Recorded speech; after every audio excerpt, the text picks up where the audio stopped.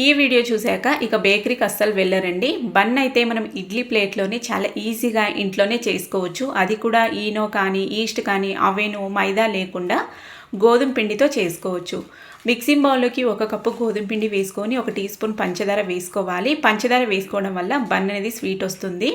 Pinch of ఉప్పు, 1/2 teaspoon వంట soda, 1/2 teaspoon baking powder వేసుకొని అంతా ఒకసారి బాగా కలిపేసుకొని 1 ఎగ్గు 2 టేబుల్ స్పూన్లంత నూనె వేసుకొని మళ్ళీ ఒకసారి అంతా బాగా కలుపుకొని కొన్ని పాలు వేసుకొని పిండిని ఈ విధంగా కలుపుకోవాలండి.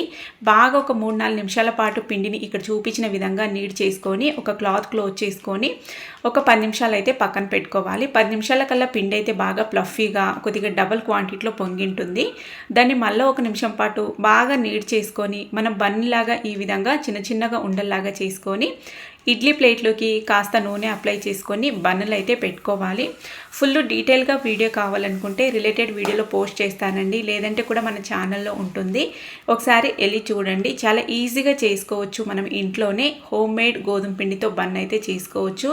ఈ విధంగా ప్లేట్లోకి పెట్టుకొని మళ్ళీ ఒక 10 నిమిషాలు అయితే పక్కన పెట్టుకోవాలండి. పైన కాస్త ఈ విధంగా పంచదార వేసి కలిపిన పాలైతే అప్లై చేస్తున్నాను. ఈ పాలు అప్లై చేయడం వల్ల మనకి బన్ అనేది గట్టిపడకుండా సాఫ్ట్గా వస్తుంది. పైన ఈ విధంగా ఒకటి మూత క్లోజ్ చేసుకొని పైన ఒక క్లాత్ అయితే క్లోజ్ చేసుకొని 10 నిమిషాలు పక్కన పెట్టుకోవాలి. ఇప్పుడు స్టీమ్ చేసుకోవడానికి ఈ విధంగా లోతుగా ఉండే దాంట్లో ఒక స్టాండ్ సెట్ చేసుకొని ప్రీ హీట్కి అయితే పెట్టుకోవాలి ఒక 5 నిమిషాలు. చూడండి, మనకి కొద్దిగా సైజ్ అనేది ఇంక్రీజ్ అయ్యి ఉంటుంది మళ్ళీ 10 నిమిషాలకి. ఇప్పుడు అందులో సెట్ చేసుకొని ఒక 30 నుంచి 35 నిమిషాలు మనము మూత క్లోజ్ చేసుకొని స్టీమ్ చేసుకున్నామంటే మనకి చక్కగా మంచి కలర్తో బేకరీ స్టైల్లో బన్ అయితే రెడీ అయిపోతుంది. చూస్తున్నారు కదా మీరు ఎంత చక్కగా మంచి కలర్తో వచ్చింది.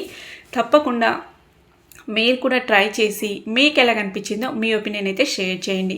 నేనైతే మా పిల్లలకి పాలు వేసి అయితే ఇస్తున్నానండి, చాలా ఇష్టంగా తిన్నారు. నెక్స్ట్ మళ్ళీ ఒక వీడియోతో